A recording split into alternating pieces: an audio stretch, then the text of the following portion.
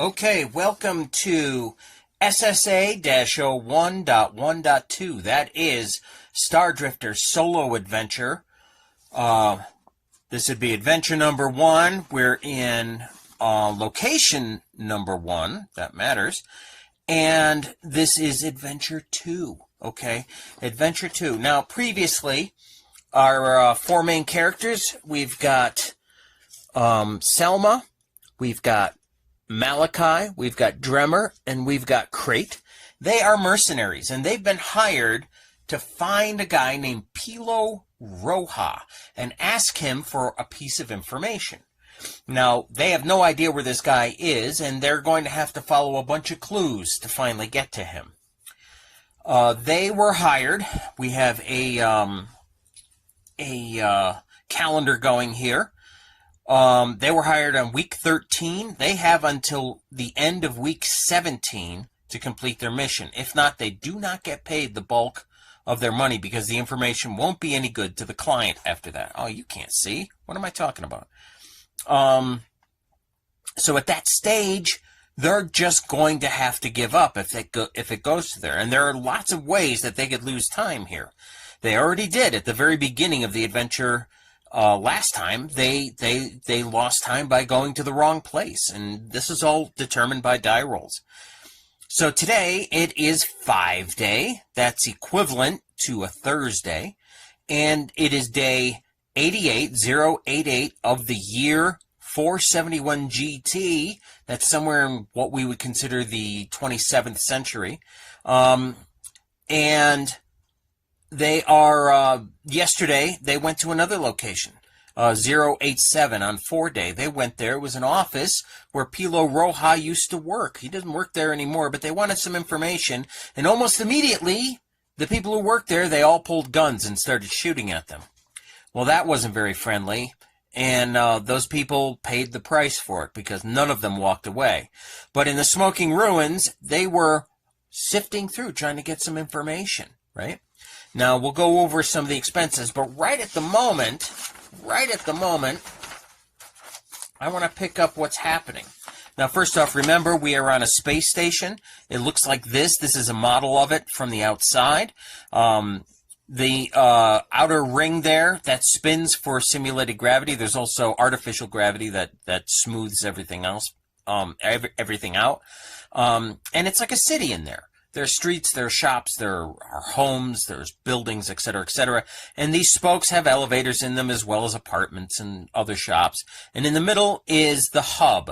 And the hub is where all traffic comes in and out from spaceships and cargo comes in. There's a lot of cargo up there, etc., etc. Okay. Now then, we're going to pick it up in the immediate aftermath of the fight from SSA-01-111. Okay, so the first adventure, last time, okay? It was an unnamed office in the Gorman building. Now then, what we're going to be doing from this point forward is we're going to roll 3d6 for the number of rounds before help arrives after a fight. Now, if there's going to be a fight, there's going to be noise. And if there's going to be noise, there's going to be people who might be alarmed by that noise. So the fight could be police or it could be reinforcements if the scenario warrants it. That is, more enemies, more thugs showing up, right? If it doesn't, it's going to be cops. If the situation warrants it. They may end up finding themselves someplace where there are no cops, in which case it's going to be reinforcements that show. So we're going to roll 3d6 for the number of rounds, but we're also going to roll 1d8 for the number of rounds it's going to take to obtain the information after the fight has been concluded. So in this case, it's digging through their computers and their records, trying to find the information they need in order to go to today's scenario. Now, if they fail that, they're going to have a confrontation, and I'll whip up some stuff. I have some things ready off camera that we'll be able to throw down, and then we're going to see what happens at that stage. Now, there's a greater chance of them getting the information, getting away before help arrives, but it's still possible. All right, it's still possible that it could happen. Okay, so 3d6. We're going to roll that to see, in this case, it's going to be police. It's not going to be reinforcements because the guys in that office, they didn't, that was it. They were all that was it. right? They had no larger group. They have no gang. It was just those guys. All right, so here we go. All right, I have 6 plus 3 is 9, plus 2 is 11. There are 11 rounds before police show up at the location to find the place all shot up, and all these, bodies of, low-level criminals are just sort of hanging around there. Now, I don't think you can see much, but let's see if we can do that. Yeah, be able to catch the dice, maybe. You'll be able to see it. Okay. Now, we're going to roll 1 die 8. Now, they're going to be able to get away. Obviously, even if I roll an 8, they're going to be able to get away. However, if they're within a few rounds, like if I roll an 8, that only leaves 9, 10, 11, 3 rounds, right? That is a chance that someone will have seen them, okay? And that will play into things that might happen later, because when they show up in a new location, one of the things we determine is whether or not whoever it is that they're there to see knows they're coming. If they know they're coming, they could set a trap and wait for them. And it also can have an influence on any negotiations they might make. If they don't know they're coming, it's a different story. Okay.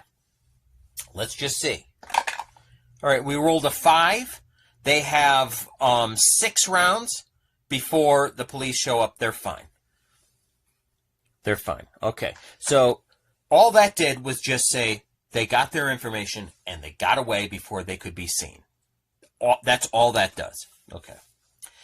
Now then, it is the next day. All right, and we're gonna go again. We're gonna go back to our calendar. It is 5 day. Yesterday is when they did all that shooting. It is now here, 5 day. Now, they have some expenses from last time. We're going to assume that during the day or after they shot that place up. Selma wanted to buy a new flak vest over here because hers got all chewed up by the bullets. She was fine. That's what armor's for, is to take the hit instead of you. So she decided she was going to buy a new one. That cost 400 Q. Now, Q is a future electronic currency. Crate bought a new flex vest. That cost 500 Q for a total of 900 Q, and that comes off their expenses. This is money they got in advance. It was a quarter of their payment. And they're pulling from that in order to fund this mission right now, with the assumption that if they're successful, they're going to get paid the bulk of their money. This also constitutes an expense account item, so we put an E next to that. Total of 900 Q comes off of there, and suddenly they say, oh, we can't keep doing this. We can't keep buying armor like this. We're going to have to be more economical with it. So that means they're going to be walking around with some chewed up armor sometimes. All right. So that's good. We did that. And these were other determinations about the locations and how much things cost and how far they had to travel and the number of places, et cetera, et cetera. We all determined that last time. Okay, so now they're coming to the next location. No, I take that back. We have to roll for quality of information. Quality, I keep holding it off camera. I apologize. Quality of information from the Gorman Building fight. All right, that's on our base Pursuit of Danger on page 4. Well, I have that here. Let's go to page 4. And there we are. Page 4, quality of information. Okay, when step 13 reaction is positive, positive comes when you've concluded a fight in your favor or if you negotiate a positive end. So we roll to see what the quality of the information actually is. I have to roll 1 die 6, okay? Let's see what we're getting. 1 die 6. 2. Info is interesting, but not helpful. PCs must make another successful interpersonal interrogation, criminality, etc. skill roll to obtain enough context from the NPC, or in this case, because all the NPCs were dead, this case it means using a skill to go through that office, ransack it a second time. Okay. Turning this into a 5-6 roll, which means it's at that point it's what they need. The info is good. Okay, so they went through, they found something, but it's not good enough. They need to continue.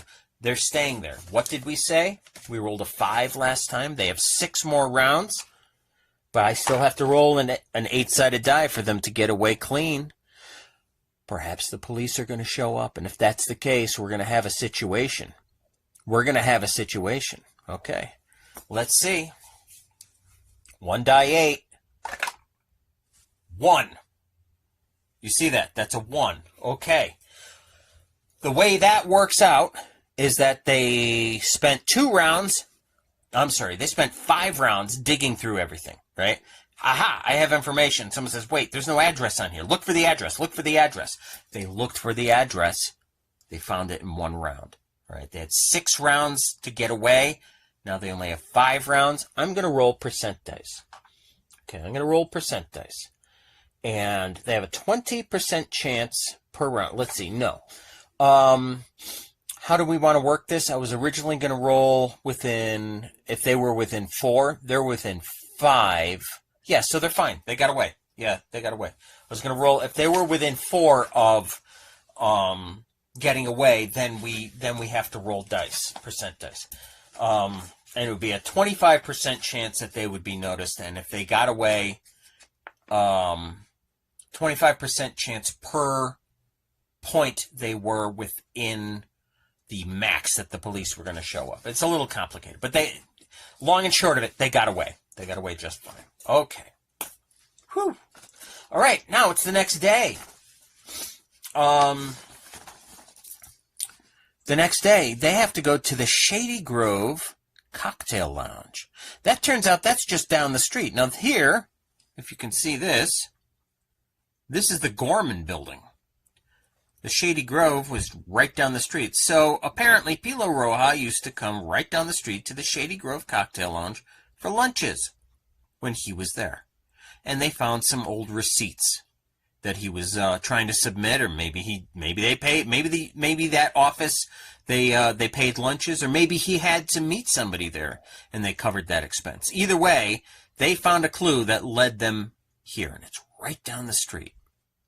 Right down the street. Okay. Now then, let's roll for NPC reaction, whether they are aware or unaware. Now, we're not going to roll this because they haven't met them yet. Actually, no, we won't do that just yet. We'll do the cocktail lounge. Let's describe it.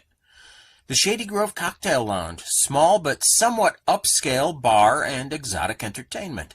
This is an adult entertainment lounge with nude and exotic dancers of all types and gender identities. The lounge is moderately full of customers right now. This place is owned by Dominic Potoon, who is here, and this is information about Dominic that we might have to roll against. Now, I have all of this information about Dominic and his people, as well as the player characters here, but I'm also going to be working off of, this is essentially a copy of that, but with even more information. I'm going to be working off the Stardrifter CTC, that's version 3. CTC stands for Combat Tracking Chart. Shady Grove Cocktail Lounge, and of course this is Adventure 2. So, and we've got all our major characters here that are going to be involved. However, this place is open. And it is busy. It's open and busy. We've got our characters. Now, they do a quick scout of this location. And what do they find? They find that there is a door on this side, and there's a door on that side. And there are employees, presumably bouncers, that are covering both, right? Now, this side is the main entrance. That side seems to be that door, anyway, that leads to restrooms, but then an exterior door that is covered by, it's a security door that the employees use to go in and out, all right? And then the bouncers are right here. All right, now one thing I do want to do, these are blanks, and they represent people. And there are people at each of these spaces. Now, again, we are using the Stardrifter universal dungeon terrain. We are going to be playing here. And the thing about the Stardrifter Universal Dungeon Terrain is that it has varying degrees of distance that we are tracking, okay? Now we'll put a bunch of people back here. Okay, you go down. These blank ones here, by the way, these are just ordinary customers. These are regular people, but we have a few that have numbers on them. And those are the ones that we're going to be tracking in the fight. All right. Now then, we've got a table. They put them close together because it's a somewhat large party. They're going to be there. Now I'm putting them on the table, but I'll explain that in a bit. Now we have some people at the bar. A couple of people here, a couple of people here. We have bartenders back here. And we've got somebody just walking around. Why not? Okay. That's a lot of people in a small space. Let's hope no shooting breaks out. All right? Now, if shooting breaks out, well, we'll deal with it when it comes. But it doesn't have to. That's the key to this scenario. It doesn't have to. And we'll get there if we need to. All right. Let me explain what all of this is. Now, the SUDT, Stardrifter Universal Dungeon Terrain, SUDT, works this way, and I've explained it before, but we're going to do it again. All right? There's a dance stage. Oh, sorry about that. Bumped it. Oh, did it again. Oh, man. All right. We're having a little bit of trouble here. We're still in the... Yeah, we're still good. All right. Okay, let me be more careful. Sorry about that. The way this works is this space in the middle. Let me throw one or two. That could be somebody there. A couple of people up there dancing. That's the dance stage. And that's raised above the floor. Okay, now then, you'll see three kinds of colors. You've got blues, reds, and then white in the center. The white, anybody who's in here can go from basically anywhere in here in one round. No problem at all. Okay? So these people here, they're up on the stage. They can jump down and run anywhere in the white that they want to. Okay? This area is equal to 1 meter. Okay? 1 meter in length. Okay? But now we get out here. Okay? And the red zone is equal to 2 meters in length. Just to give you a sense, it's a much bigger area than we're showing. And when we get out to here, it's 4 meters per length. But in reality, this would make this a gigantic place. What we're simulating here is the number of impediments that are in the way. How slow, how much time it's going to take to move from here to here to here to here to here. Okay? So basically, we've broken this down into time. It takes 4 rounds to move from here to here. And 4 rounds to move from here to here. 2 rounds to move from here to here. 2 rounds to move from here to here. And once you're here, you can go anywhere there. But once you step off again, you start getting more and more crowded in this particular case. Now, these cut out little hexes, these represent tables, all right? But let's be real. This place would be jam-packed, and there would be tables everywhere. I don't have enough of these hexes to throw down everywhere, and I wouldn't want to simulate that. But what we've got here basically represents that there are people around, all these people. And they are sitting at tables, some of them are walking around. And this area is more crowded, and this area is even more crowded. Okay? You have a lot of people sitting off. They come here for the ambiance, not necessarily to watch the dancers, right? And up close, it's kept clear. There are no tables there. You're not supposed to come up and, get that close and personal to the dancers. So, that's what we're dealing with. Now, one person is walking around here, and that's an extra bouncer. But we'll get to that in a moment, because we've got 1 and 2, and we've got 3 and 4 over there by that door. Okay? Those are bouncers. Clearly, those are bouncers. This is a bar. This is an advanced machine that helps make cocktails. So that's machinery in the bar. There are 2 bartenders, and we have people all here. Now, remember how packed all this is, right? Back here in the blue. The blue is very packed, and there's a lot of people. In point of fact, there are people, we're going to put them here, right? But each of these represent quite a few people, just ordinary folks, okay? This, as I say, is a bouncer, but there are 6 possible locations he could be. Now, he stays close to the dance stage just to make sure no drunken idiots get too close to the dancers, okay? But we don't know exactly where he is at the moment when things start. I'll roll for him. You know, if and when we need to, we're going to roll a 6-sided die to place him along which of these locations, okay? Now then, there are a couple of things. This I wanted here, right? That is not, okay, this is a hatch. This is a roof hatch, okay? It's not on the floor. Think of it as on the roof. But leading to it is a ladder, okay? And there's a ladder that goes up.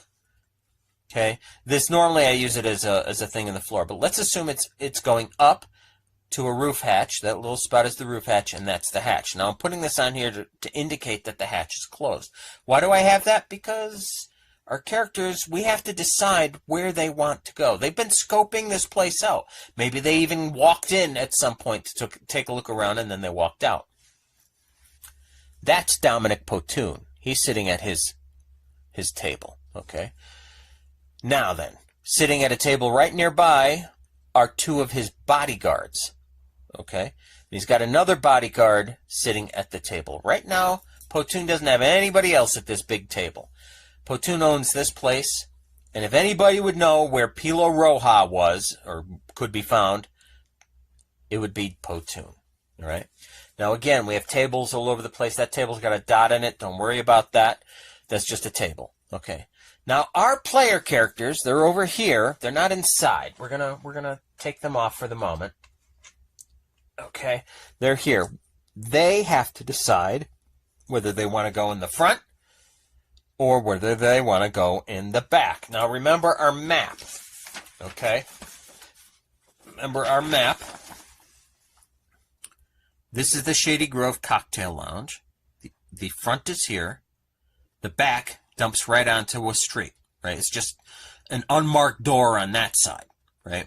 And there's a security lock on that, and authorized people, that is to say employees, can, you know, get inside, and then once they're inside, they're able to go through this door, past we'll say it's a small hallway, and there are restrooms there, there are dressing rooms there, there's stuff like that. Okay, so this is what we're dealing with. This place right here. This is the front, that's the back. Our player characters, they can go there, they can go there. If they can get up to the roof, they could come down here, or they could exit that way. If they exit that way, they may feel a need to, then they have to decide how they're getting away from that point forward. But we'll play that out as things move along. Okay. Now then, where would they likely go? Right? Where would they likely decide to come in? Right? If they come in right through the front door, then they're going to be seen instantaneously. If they can sneak in through the back, it's almost certainly going to be a surprise to people, right? And surprise can be on your side. It can be nice to have surprise if there's going to be trouble. But all they want to do is ask a question and leave. That's all they want, right? Ultimately, that's the only thing they're after. So, do we want to try to sneak in to get this information? Or do we want to walk in friendly-like and talk to people? Well, here's the problem, right? Here's the problem. We have our player characters. I've got their stats here. And they're wearing armor, ballistic shield, chest plate, flak vests, shield, chest plate, flak vest, flex vest. A ballistic shield, a flex vest is kind of a rubbery style thing that gets super hard if you're shot or attacked in some fashion. If they try to walk through the door, the bouncers are going to stop them. That means a confrontation with the bouncers immediately. right? And that's because they're also carrying, one of them's got a rifle, there's pistols, there's that sort of stuff, right? Now the question is, how do we want to work around this issue, right? How do we want to work around this issue? Do we want to sneak in through the back?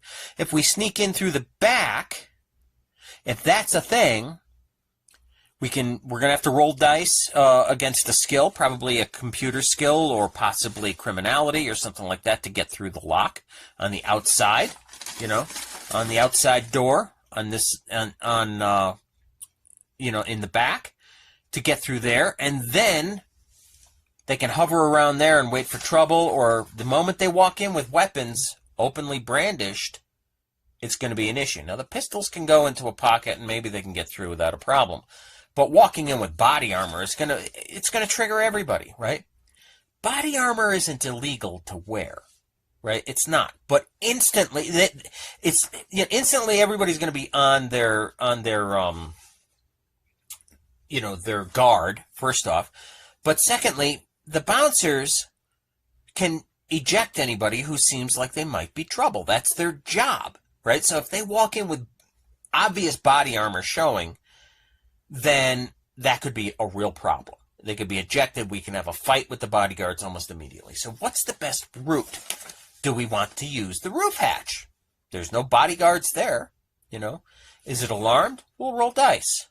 It probably is, but we'll roll dice. Let's see, right? And if it's not alarmed, do we go down that way? It's going to be noticed. People are going to notice it. You're near the bartenders at the very least, and this guy's got a direct view. Even though there's people in the way, you're coming down, a ladder, right? Or do we want to break the group up? Some people walk in through the front. Some people the back, maybe one or two through the roof hatch. Is that what we want to do? That's a good question. That's a good question. Now, these are player characters. I get to choose, I get to choose what these player characters are going to do. And in this scenario, having, scoped it out to the point that we have just talked about, what would be the best way to go? Another option is to not wear the body armor. But we know that can be very painful if things go bad, right? So what's the deal? Are they going to wear the body armor? Do we want to have somebody on the roof? Do we want to be able to open that hatch? I don't know. What's the best way to go? They can wait possibly until one of the employees is going out that door, and then try to get in that way. That way they don't have to try to break through. I think it's probably best to hedge their bets. I don't know about this roof hatch.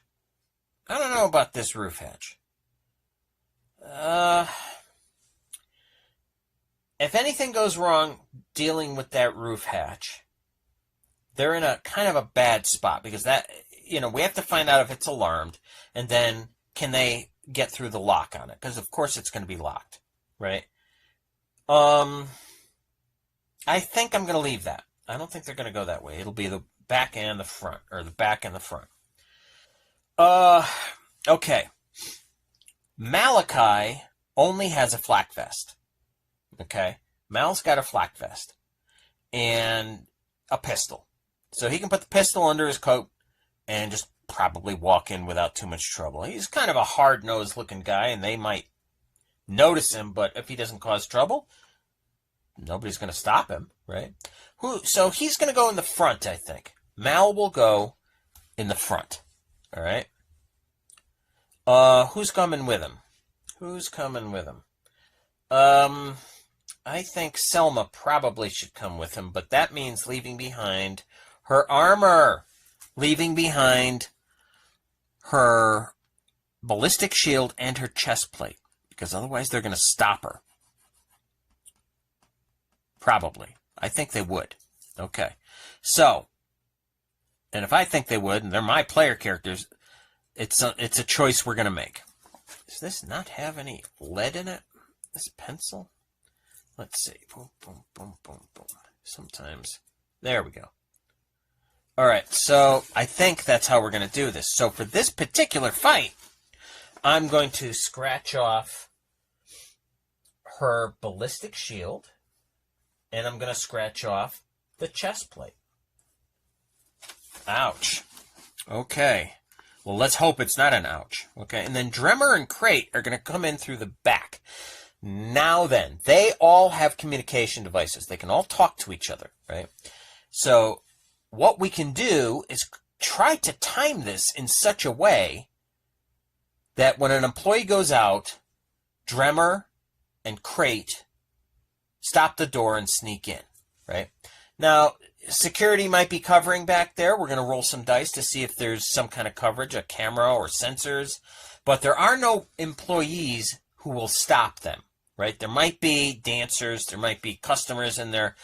But if they walk in and just hang back, right, but the drummer's got a rifle, but he can maybe hide it behind himself or his coat, and they just sort of hang down at the end of that little hallway we mentioned was there until, unless they dash forward and try to get in that way immediately. But I think that's what they're going to do, in which case they're going to keep their armor, right? And they both have shields, and they've got the rest. And if anybody asks them, they can say, well, we're new security because there was a gunfight right up the street. We've been hired to run security, if anybody asks, okay?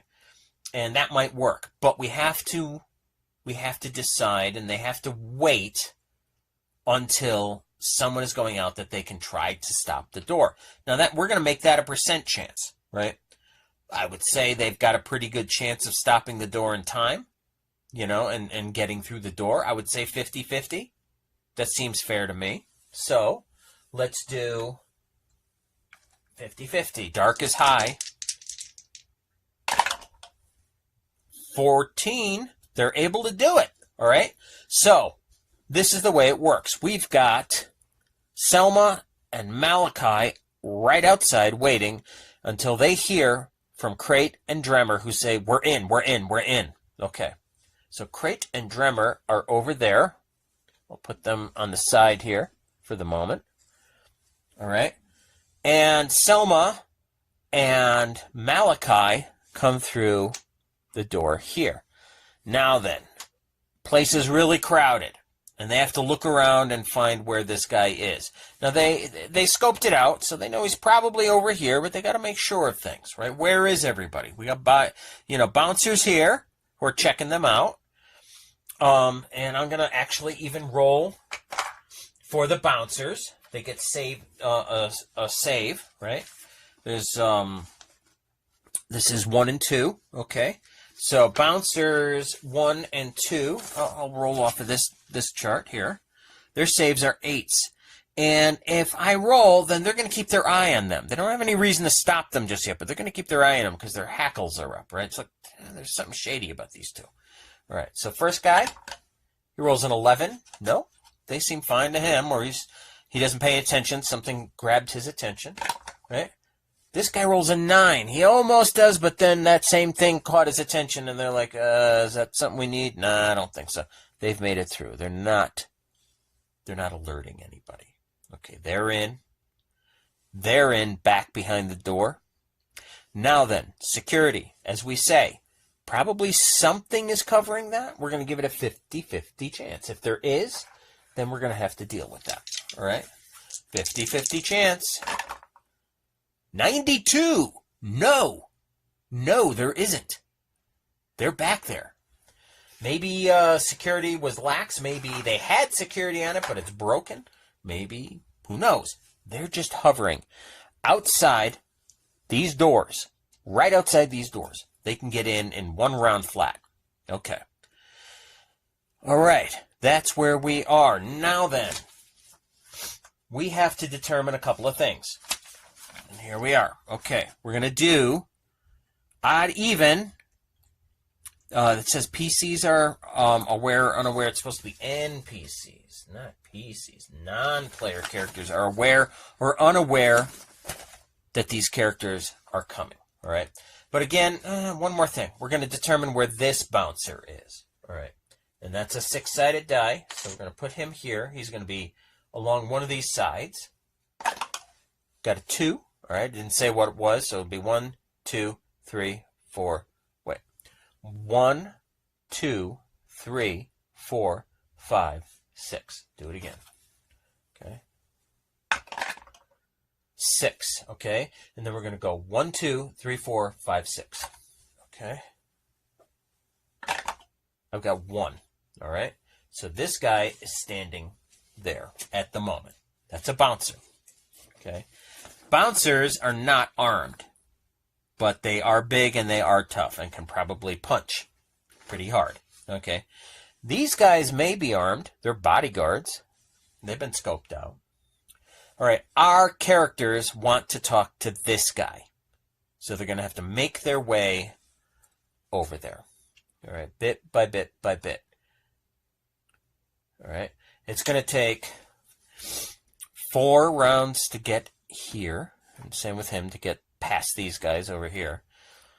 2 rounds to get here.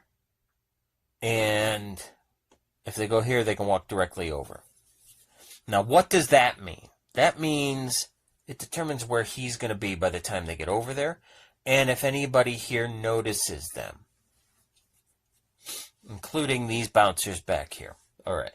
So, first, by the time they get here, or over this area, I think they'd walk this way. I don't think they'd go that close to the stage. I think they'd walk this way. It's going to take time to get over there. Where this will really come in is if there's a fight and how long it takes to get out of here. That's where this really is going to come into play. So I don't think it matters. They're taking it very, very quietly. Very, very quietly before they get over here. And again, this space denotes a slightly bigger area, which means they can both stand side by side there. That's no problem. By the time they get there, these guys are going to stand up and get in their way, right? That's what bodyguards do. In the meantime, where did he end up? Let's find out because he's wandering around. All right. We'll do... The dark will determine which of the sides he's on, and the white will determine which actual square within there. Okay? So, 1, he's up here, and 3 means he's in the middle. Okay? That's where this bodyguard is. And there's dancing going on, and there's lots of music, and it's really loud. They come over here. These 2 bodyguards stop them. They get up and say, whoa, whoa, whoa. Who are you? What do you want? Right? And they'll just step up. Right? So now we're going to determine, are the NPCs aware or unaware that they are either coming or are around, or there could be trouble from these characters, right? There was a gunfight right up the street the day before. So, I don't think it's unrealistic. I don't think it would, it's unrealistic. So we're going to do odd or even. Odd or even. If it's odd, they are aware. If it's even, they are unaware. Odd. They are aware of them. Okay. Now then, one of the things that we were concerned about were PC reactions, or NPC reactions to PC inquiries. Okay. PCs are after information that can lead them to the next place. PCs may only go to one place once per day. Today is the day for this place. PCs need positive reactions to get information from each place. PCs may speak with NPCs, fight them, or do both. Okay, so they're starting by talking. They can speak to them. If the reaction is hostile, violent, and this is the first interrogation with this particular place, and the NPCs are unaware, their reaction goes up to a negative uncooperative. In other words, when I roll the die, if it's immediately hostile, violent, if they were unaware of them, it would go up to just uncooperative. They're just not going to help. But because we rolled and they are aware of them, if I roll hostile, violent right off the bat, then that's the way it is. Okay. All right. When dealing with NPCs, PCs first roll versus their interpersonal skill or interrogation, criminality, or something else. Okay, so for Selma, she's got interpersonal at 11. We roll a 20-sided die. 11 or less, and she is successful. If she is not successful, then we'll go from there. I've rolled a 9. She is successful. Okay? She is successful. Now, what does that mean? Success. That means there's a -1 on the reaction die roll below. In this case, minus is good because we're trying to get as close to positive as we can. If it was a plus, it'd be close to hostile, violent. You can't see any of that. What are you doing? Okay. Hostile, violent. Okay, positive is what we're after, 1 to 2. Hostile, violent is what we do not want. Okay? So they get a -1 automatically. So at the very least, it's not going to be that, even if I roll a 6. And we're rolling a 1 die 6. Okay. All right.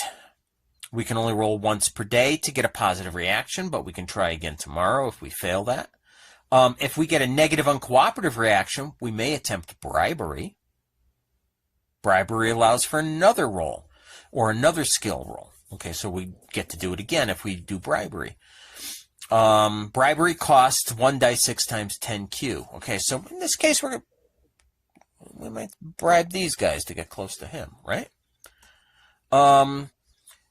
And we can attempt bribery as many times as we want, but keep G in mind. If we get 3 negative uncooperative reactions from the same place, no matter how many days it takes, they become hostile, violent.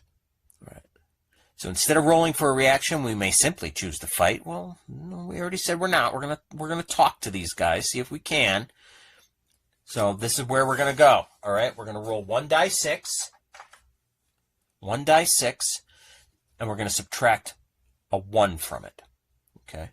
If we get a 1 and it makes it a 0, it's the best possible reaction we can make. Let's hope for something like that. 5. 5 -1 is a 4. 3 to 5 negative uncooperative. Like, yeah, we want to talk to your boss, Dominic. Can we talk to Dominic? These guys are no, he's busy. He can't talk to you.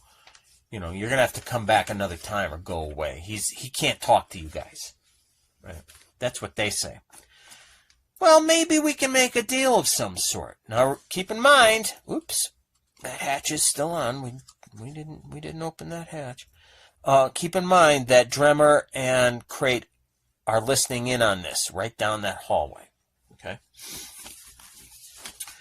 Okay, so there's like, come on, maybe I can make it worth your while. She says, you should make it worth your while. Why not, right? We're gonna attempt some bribery. We're gonna attempt some bribery here. All right. She's gonna try her interpersonal skill again. She's got an 11. If she makes it, we can retroactively add another +1 or -1 to the reaction roll. It's retroactive. We don't do the reaction roll again. We add it to that, right? So we rolled a 5 for that. -1 was a 4. But whatever this, if she makes it, it might add or it might subtract again. It's not going to make a difference though, right? We know what that means. That 4 is right dead in the center. It's right dead in the center of negative uncooperative. They're like, no, you got to go. 20 is a terrible fail. You got to go. Okay. So that's that. That's pretty much going to be it. But she's going to try. So now we're up to 5. We're up to 5. If she tries this again and fails again, it's immediately hostile, violent. Okay. She's like, come on. You guys can do this for me. You guys are cool. Come on. Well, let's see. It's kind of a leaner, but we're going to say, yeah, it was a leaner. It was 14 or a 6. Let's try it again. We get a 3. A little bit of wheedling, a little bit of talking. Come on. The guy finally does that. So that's a -1. So we're back down to a 4, right? We're back down to a 4 because they had a -1 to begin with. Then we got a +1. Now we're back to a -1. So now they're back to a 4. They're really working it, right? And we're going to roll because each time they make this attempt, it's going to cost them that money, right? And we're going to add it all up at the end, right? Come on, man. You can do this. You can do this. It's not going to work. And she has to get at least 2 more positive rolls. 2 more positive rolls for this to work. This could go on for a while, and we have to decide. She's going to try one more time, and if it doesn't work, I think Malachi is just going to say, this guy, it ain't happening, and we're going to have to take it to the next level. That's what I think we're going to have to do. We're going to try one more time. If we're positive, she'll try it again. If it's negative, that's it. It's a fight. All right.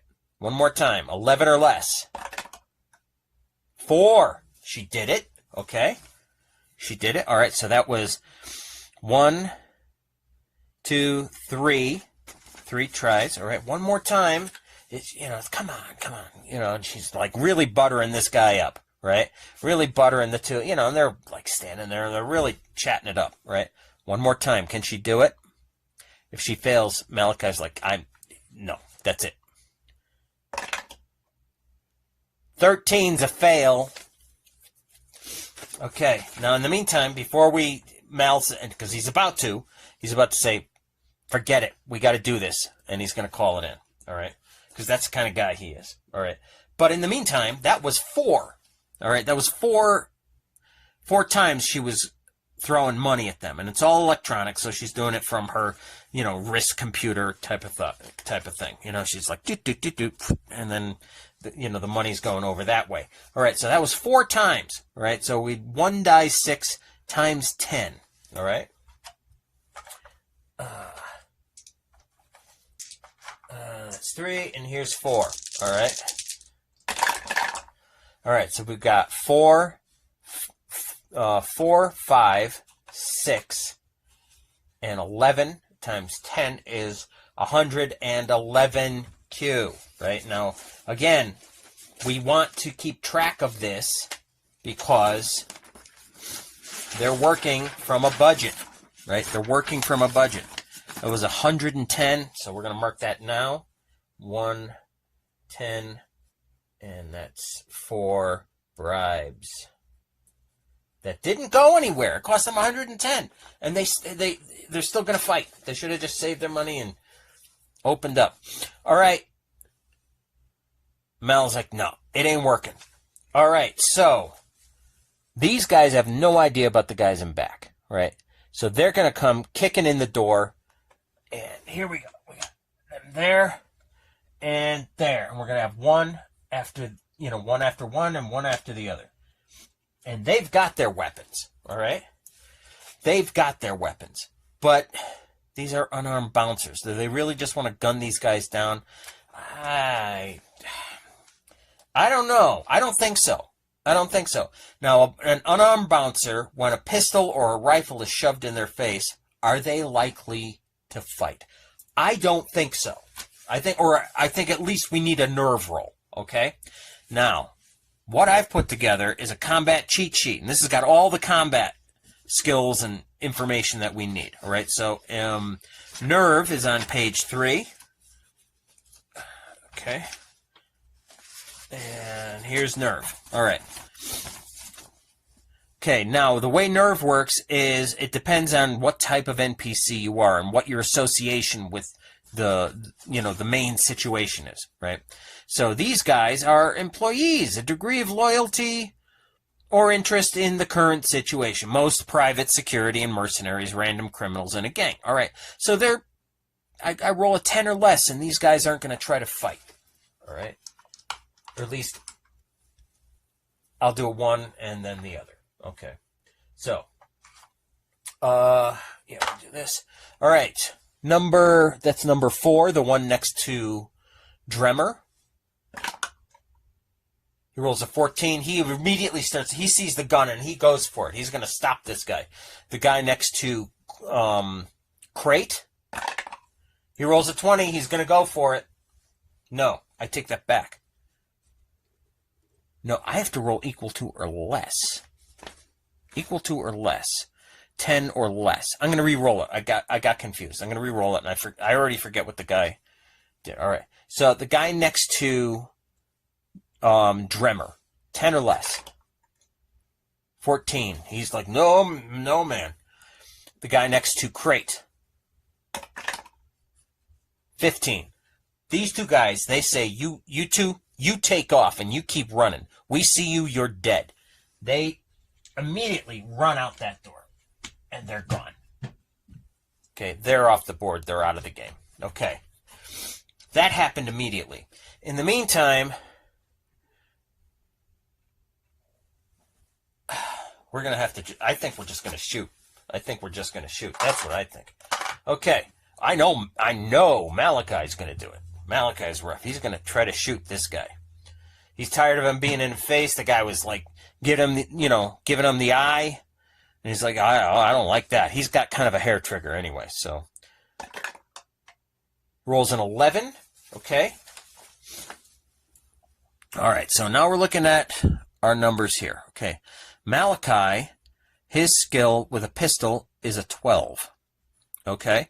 So he draws his pistol, and he just shoots. Now that is number 16. 16 is down here. Now these are the guards. I meant to do this. Okay. There. Okay. So we've got 16. That's this guy right here. All right. So he shot him. He's hit him. Okay. He's using a pistol, and a pistol does 2d6 plus 2. We've got 6 plus 2 is 8. Now 16, did I say that's who it was? Yes, 16 does have armor. He's wearing a flak vest, okay? So he'll take 8 points minus whatever the flak vest will protect it from. We've got a 3. Can you see that? No, you can't see that. We'll do it like so. There you go. That's a 3 plus 1 is 4, right? So he's taken 4 points, and 4 points are stopped by the flak vest. All right, so that's this guy. That's number 16. He's taken, okay, he's got a 6. We're going to go minus 4. Okay, and that gives him 2. That also means he has to make a nerve roll himself. He's taken more than half of his points. All right. Nerve roll. A 19, he has failed because he too is private security. A 10. He needed a 10 or less. He rolled a 19. This guy's like, oh man, he got shot, and he's just going to work his way through the crowd and leave. That's what he's doing. He doesn't want anything to do with this from this point forward. He's out of the game. Okay. In the meantime, Selma with this guy. Okay, and we'll work with these with the bouncers here and that guy over there in a moment. We'll work with them. Now everybody has got a chance to do something, but so far the things that the bouncers and the bodyguard did, because all of this happened simultaneously, they gave up. That's what they did this round. That was their action this round. Okay, Selma with this guy. She rolls a 9. Her skill with a pistol is, where are you? 13. And that is her prime skill. Okay. Prime skill comes into play if there are other factors going on. All right, but she has hit. That's 2d6 plus 2. Ooh, not a good hit, though. She rolls 3 plus 2 is 5. Okay, 5 points of damage. Selma, 5 points. Now she's shooting. Who's that? Number 17. Bodyguard number 17 also has a flak vest. And a flak vest does protects for 1d4 plus 1. Okay. 3 plus 1 is 4. This guy's taken 1 point of damage. That's number 17. He does not get to make he is not going to be making a nerve roll this round because he hasn't taken enough damage for it to matter. Now, this guy's gone, and those bouncers were 3 and 4. They're gone. Okay, 3 and 4. We'll just mark them off. Okay, so, yeah, we'll do 3 and 16. 3, 4, and 16 are out of the game, whereas 17 is still very much in the game, and he gets an opportunity to do something in return. Okay, so he is going to attack Selma, who's in his face. He has rolled a 6. That is a hit, okay, because his combat skill is an 8. 8 or less. He rolled a 6, all right? And he, too, is using a pistol. Or is he? No! Combat bladed. This guy had a knife. Okay, this guy had a knife. 1 die, okay, a knife does 2 die 4 plus 2, plus, if he does enough damage, depending on the circumstances, he might even cause you to continue to bleed out, right? So that, knives can be nasty, as they can be in real life. All right, 2 die 4 plus 2. He's got 3 plus 2 is 5.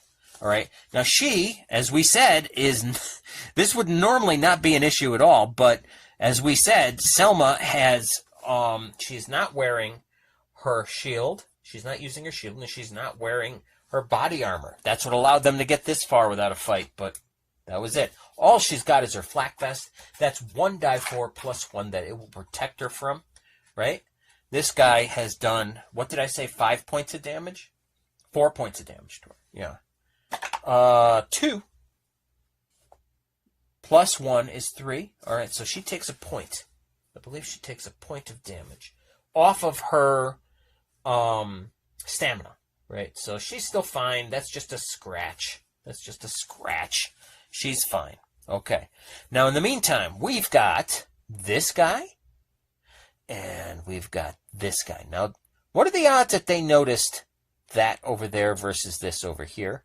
Shooting versus talking?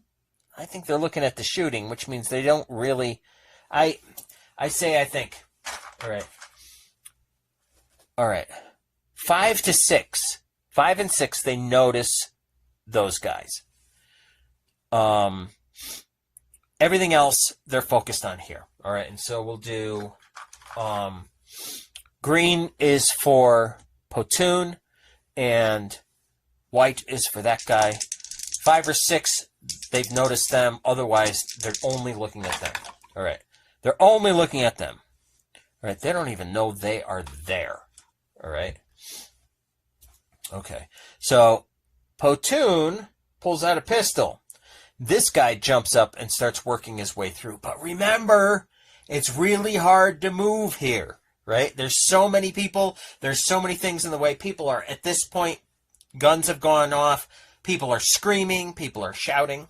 Oh, one thing I want to do, it's still the same round. One thing I want to do is Selma and Malachi have to roll for the number of rounds they have fired. Bullets, because bullets are an expendable thing that they're going to have to replace. Okay, so if that, the number of bullets for both of them, they're using pistols, is 1 die 8 each.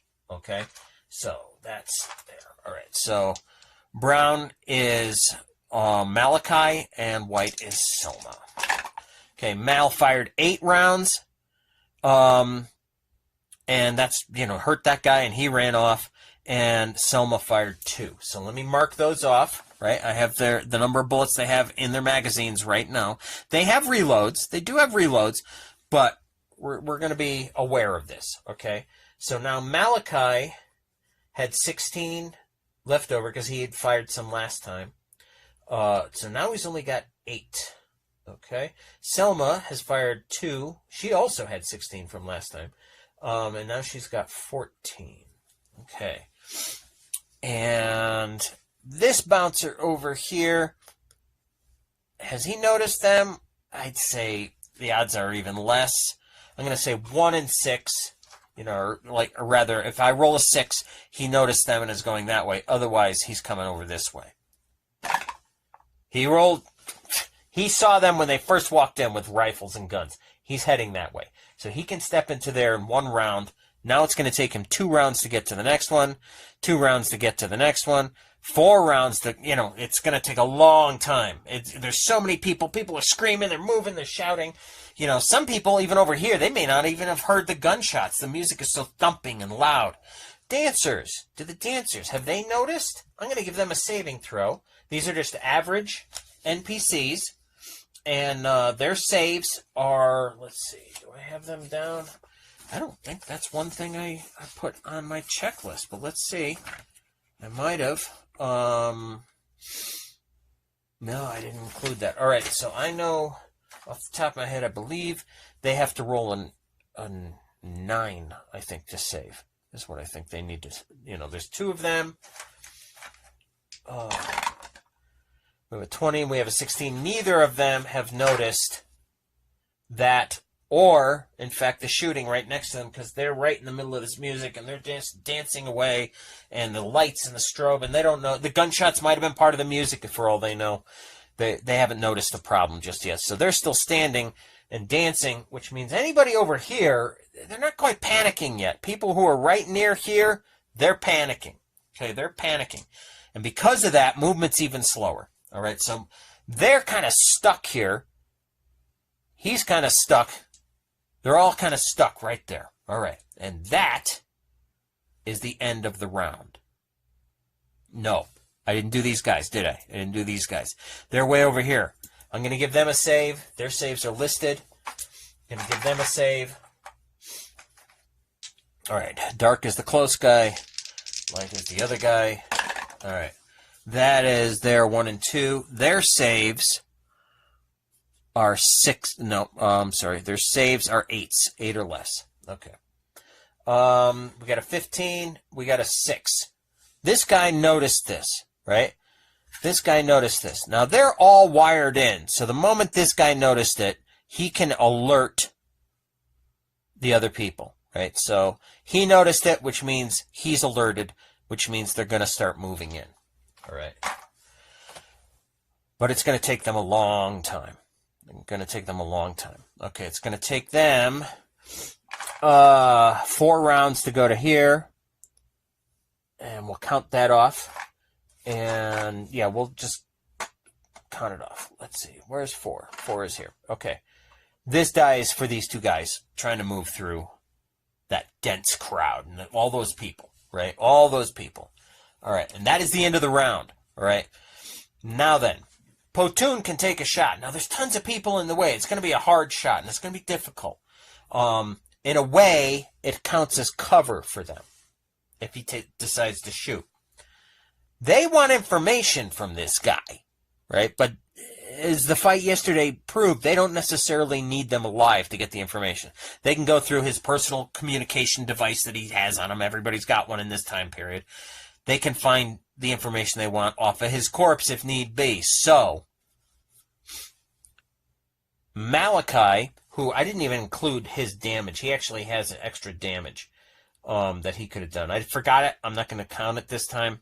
But he's got a defining characteristic of fierce, which means he even adds damage to any kind of fight that he does. Because he's just, like that. I forgot it last time. We'll count it from this point forward. All right. So we're going to do the NPCs first because otherwise I tend to forget. I don't want to forget them, right? So we're going to start with the furthest away. We're going to do these bodyguards. It's taking them time to get through the mob, okay? All right. So 3 rounds now to get to the next step over, all right? There's a crush of people. It's hard to move, right? Should have been way more bouncers and stuff, but they haven't had trouble. They haven't had trouble till now. All right. That's both of those guys. Now then, this guy who's on Selma, or do I want to do the other bodyguard? I think I'll do the other bouncer, rather.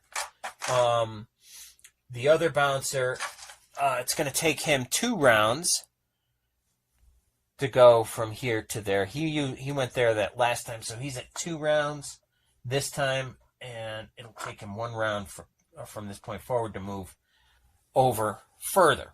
Okay. And I'll keep track of that with for him. Okay. So now this guy against Selma. Okay. This guy against Selma. He rolled a 13. I think that's a miss. Now, I'm not counting misses. I have rules for this in Stardrifter as to, if you miss your shot, where's your bullet go? I do have rules for that. But, and I didn't roll for his number of bullets fired last time. Oh, I forgot. They don't have bullets. They don't have bullets. They have knives. He has stabbed her. Okay. And he's number 17. He's got a knife. All right. So it doesn't matter in his case. All right, so it's 2 die 4 plus 2. All right, where's my other 4-sided die? There it is. Okay. We got a 2, and we've got a 1. So that's 3 plus 2 is 5 again. And she's got her armor. She took one of the things, again, that I'm trying to keep track of is the damage done to the armors that are being done. She got only 1 point last time. But it took 4 points to get there. So her armor SR is now down to 16, but let's see what it does. It protects her against 1 die 4 plus 1, 4 plus 1. She takes no damage from that attack, but it absorbed all the damage. Right, so she was down to 16. She is now down to 11 points on that armor. When that armor gets to 0, it's in shreds and it doesn't protect you anymore. Right, so she's now down to 11 on that. She might have to buy a new one anyway, no matter what. And in fact, I've been thinking about this. If they get low on money, they've got to find a source of money while they're out and about, because they can't. They're not even in the same star system as the guy who hired them right now, so they can't get any more money out of this guy. All right, so this guy has stabbed her again. This guy stabbed her twice. All right, now then, that guy moved over there. This guy he's about to go, but he says, no, stay next to me. So he's going to jump up on the table and run over here. The table, there aren't a lot of people. There's no clutter or whatever. He just kicks whatever out of the way. He's going to jump on the table and go there, and he's going to stick near this guy. Now, this guy is going to shoot his pistol at Malachi. All right? That's Dominic Potun. He's going to fire. Let's see what he does at Malachi. He rolled an 18. That's a miss. Again, I have rules for where the bullets go if you miss, but I'm not including those this time. I need a good way to measure it, and I don't have anything just yet. But I will. At some point I will. All right, so he fires that. How many bullets did he fire with his pistol? Let's get rid of that. Can you see that? Yes, you can. He fired 8 rounds. Is that 18? 18's got a pistol, not a knife. He's got a pistol. I think he'll fire 2. All right. But we're going to do Dominic first. All right. So he fired 8 rounds. That means the magazines hold 20 bullets, plus the one in the chamber. So 19. They hold 19. So he's got, what did I say? It was 8. So it's 12 left. He does have a reload, and so does this guy. This guy, we have odd, even. He's got somebody in the way. I think he's going to fire at Malachi as well. All right. It just makes sense to me. All right. He rolls an 18 as well. He missed. All right. And we're rolling 1 die 8 for the number of rounds he fired. He fired only 1. Okay. So he has 19. But again, he's got to reload. I can't imagine this fight's going to go on long enough for that to matter. All right, so they both shot at Malachi. Both missed. Dremmer and... Okay, yeah, now it's the player characters. That's all the NPCs that are going to be involved. Okay. They all moved, who are moving, and et cetera, et cetera. All right. Selma is going to shoot at this guy. Okay. Selma. I'll do this one. All right. Selma rolls a 4. A 4 is a hit. All right. She's using a pistol. 2 dice 6 plus 2. We have 6 plus 2 is 8. All right. And this guy does have that 17. He's got a flak vest. Okay. There's 8. Yeah, I said, yeah, it was 6 plus 2 is 8. Okay. Minus his flak vest. That's 1 die 4 plus 1 of protection. 4 plus 1 is 5. This guy's taken 3 points of damage from this attack. He also took one last time, so he's only got 2 points left. He has to roll a nerve roll. Nerve roll. Remember, nerve roll, he needs a 10 or less, or he's private security. A 10 or less. An 18, he's like, oh man, oh. He falls back and melts into the crowd. Melts into the crowd. He is out of the game. Okay. Nobody's here. Okay, now, Crate is going to shoot this guy, and Dremmer is going to shoot the guy on the table. Okay. Crate first. He rolled a natural 1. Can you see that? Is that something you can see? Can I do it without messing things up? That is a natural 1. In Stardrifter, that is a critical. When you're talking about combat rolls, that means you've hit extremely well, and you do double damage on the die roll, or your weapon's maximum damage, whichever one is higher, right? So, let's roll some dice. All right, we've got a 6 plus 2 is 8, doubled is 16, right? Now, the max on 2 dice plus 2 is going to be 14, right? Because 6 and 6 is 12, plus 2 is 14. So we're going to go with the 18 against this guy. This guy, however, is not wearing any armor at all, because that's why he hires bodyguards, so he doesn't have to be uncomfortable while he's sitting in his own bar, you know, enjoying himself. He doesn't wear any armor, because that's what these guys are all for. But these guys are all useless. Okay? He takes 18 points. He's about as dead as they get. All right. And now Dremmer on this guy. Dremmer rolls a 15, which is actually what he needs. Okay. Dremmer, 15. His combat rifle is a 15. Can you see that? That's a 15. That's what he needs to hit. He has hit this guy. Now he's using a rifle. 2 die 8.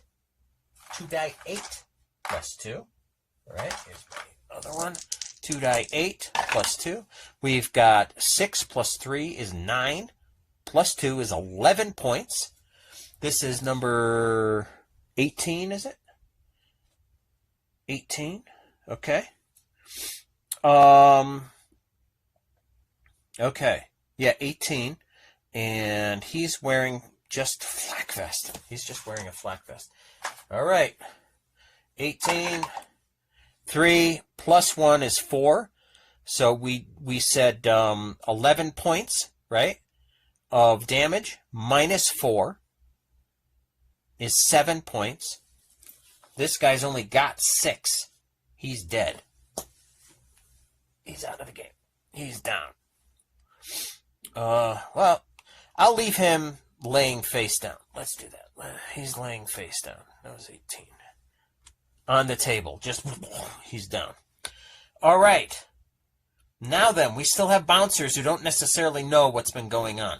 Now, it's the end of the round. We're going to roll our saves for, basically, I'm going to roll 1 save each for the dancers, and then 1 save for the whole crowd. Because if this turns into a panic situation, people are going to go everywhere, and it's going to be a stampede, and it's actually going to be very, very dangerous. Okay.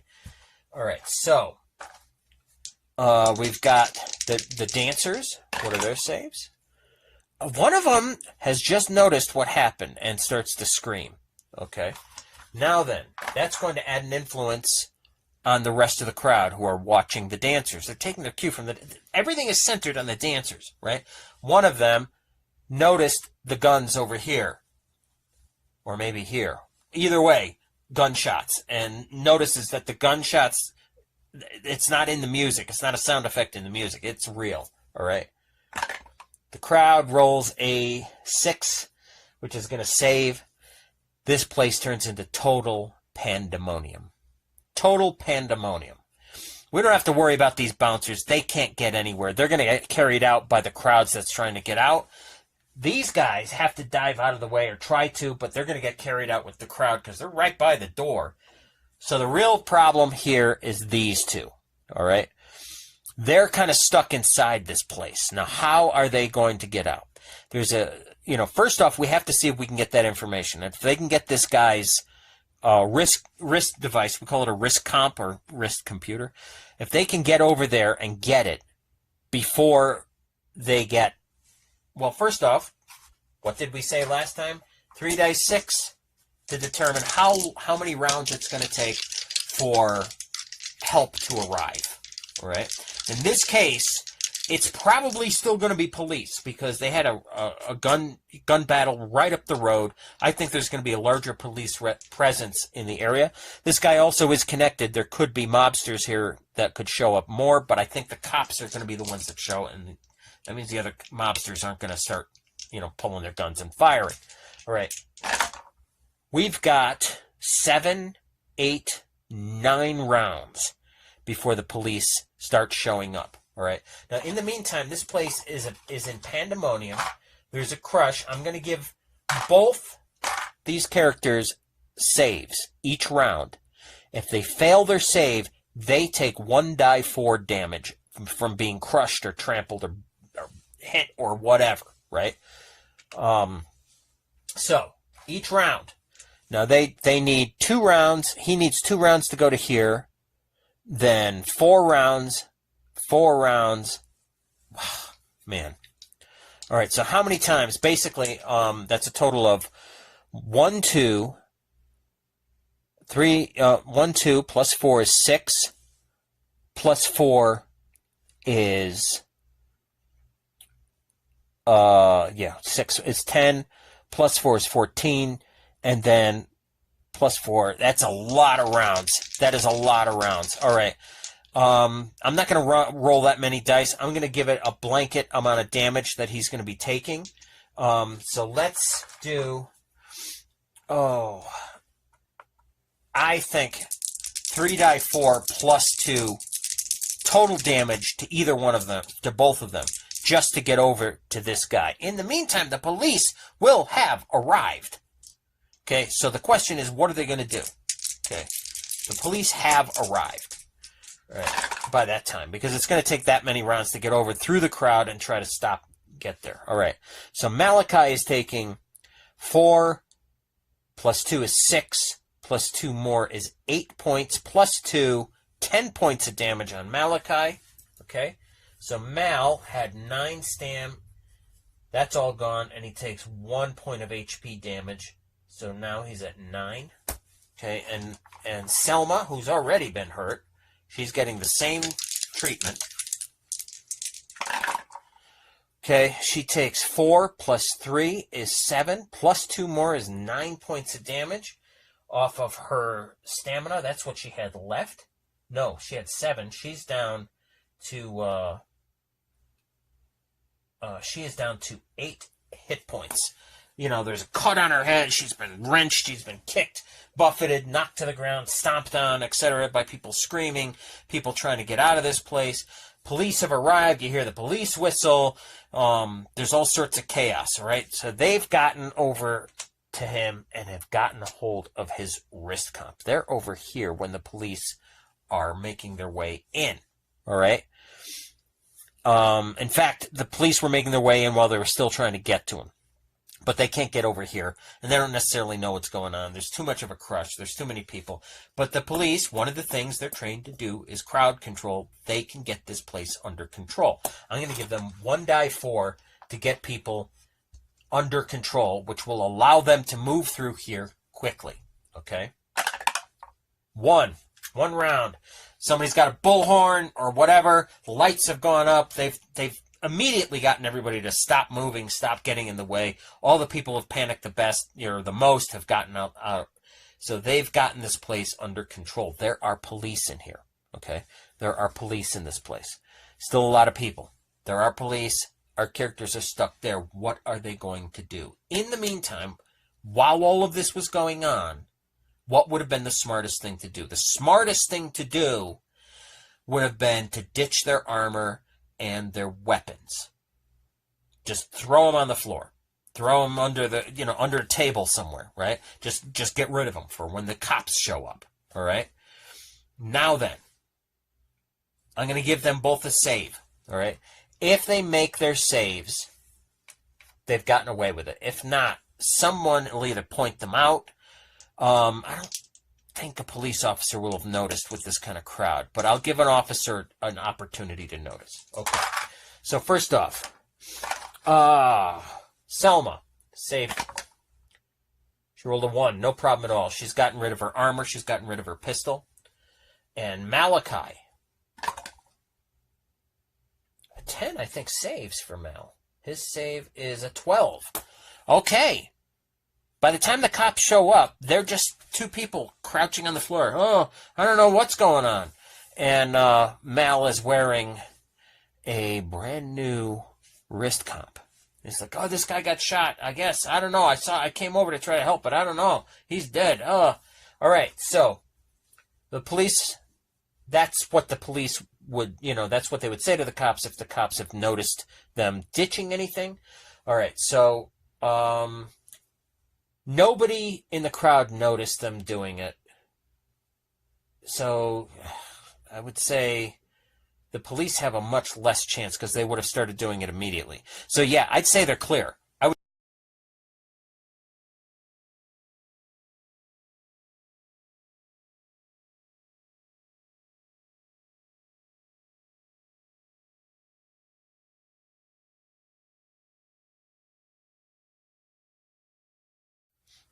Okay, so we've got Malachi who would catch up to them at a different point, but they're holding back on Selma. Now, Selma is going to have to use her interpersonal skill to try to talk her way out of this. All right, if she makes it, then she will have given a plausible enough piece of information that they would let her go, for the moment. A 2. Yeah, okay, you can go. So hours have passed. They all get together again, and they have this guy's information. They've got this guy's information because they've got his wrist comp. Okay, so according to what we came up with for this adventure,